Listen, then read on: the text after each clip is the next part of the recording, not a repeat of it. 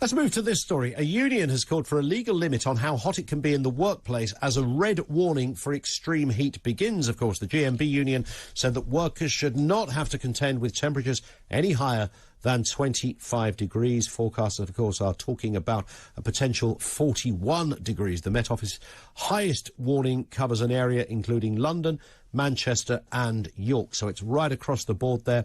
There is currently no law in the UK which states any given temperature is too hot or too cold to work. Should the government introduce a legal limit on how hot it can be in the place that you work? Let's speak to Sarah Bramall, co-founder of the Coaching Catalysts, and also Jamie Jenkins, former head of health analysis at the ONS. Good afternoon to you both. So, Sarah, at the moment, no law is in place. Should there be one? Good afternoon. Hello, good afternoon. Thank you for having us this afternoon. Should there be a law in place? Well, there is a law in place for workplaces to be a minimum of 16 degrees centigrade for safety, and therefore logically surely there should also be a law when temperatures are excessively high to protect the workers. This is obviously unprecedented for us in the UK to reach these heights of temperature, and so we need to adapt and change as a society. So yes, my belief is yes, there should be. How does that work in practice? Because you might go to a workplace where, you know, the temperature at one point says one thing and then it dips momentarily to something a little hotter and then it goes back down again. How would they police that? Yeah, that's an interesting question. I'm guessing in the same way that they police it, in the same way where the minimum temperature has to be 16 degrees C. However that is done, I guess they would use the same method. And Jamie Jenkins, former head of health analysis at the ONS, afternoon to you. What's not to like? Sounds fairly reasonable. Who wants to work in a sweatshop? Well, I suppose it's not unreasonable to be thinking about that, Ian. So if you look across the world, though, the likes of Germany, they've tried to have kind of a maximum temperature. But if the temperatures outside, like we see in the UK at the moment, are excessively high, they do allow that maximum to go up. And it's not really specified exactly what that should be. France don't have a maximum. I think ultimately, Ian, the Health and Safety Executive oversee the health and safety law in the UK at the moment. And they also cite that employers have to make sure that the working conditions are reasonable. And the reason they cite that there's no maximum working temperature is because it can vary. You know, a steelworks is different to, say, kind of an office. And a lot of people are talking today about, well, don't go to the office, work from home because it's extremely hot. But everybody's home at the moment will be extremely hot. Some workplaces actually will be a lot cooler. So I think the difficulty you've got, Ian, is that it's not going to be a one-size-fits-all. What do you do in hospitality? So if you go with what the unions are saying, 25 degrees, do you say you can only eat inside if it's in an air-conditioned kind of venue because our staff can't come outside and kind of serve you because it's more than 25 degrees? There's a lot of kind of impracticalities if you start putting these maximum temperatures in, I think. But, Sarah, you're saying that they're able to police this when it's the other end of the scale, when it's too cold? Yeah, absolutely. And I think, Jamie, what you say about what happens in other countries is a really interesting point. So I lived in the south of Italy when I was in my 20s, and life in many parts of Europe and in hotter countries is set up to accommodate those higher temperatures. So people go to work early in the morning, children go to school early in the morning, they take a break during those hottest hours of the day and then work later into the evening. So perhaps we need employers to be offering some greater flexibility about working hours, especially for manual workers, so they're not having to work during the hottest parts of the day. That makes sense, Jamie?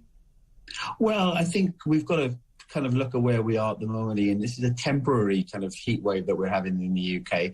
The southern Italy obviously will be much, much higher temperature on average for several months when you're looking at bringing all of these things in. You know, people aren't trying to cause harm and, you know, havoc for the kind of the workplaces and the people who are within them. But I think some common sense needs to be adopted, looking at kind of what the Health and Safety Executive is saying themselves. You know, if a number of people in a workplace complain that it's far too hot for them to be working in there, the kind of the employer has to do a risk assessment on that. So I think no employer is probably out there trying to cause harm to their workforce. We have got these excessive temperatures at the moment, but I think, do we need a kind of a law or a mandation in terms of what the maximum temperature is?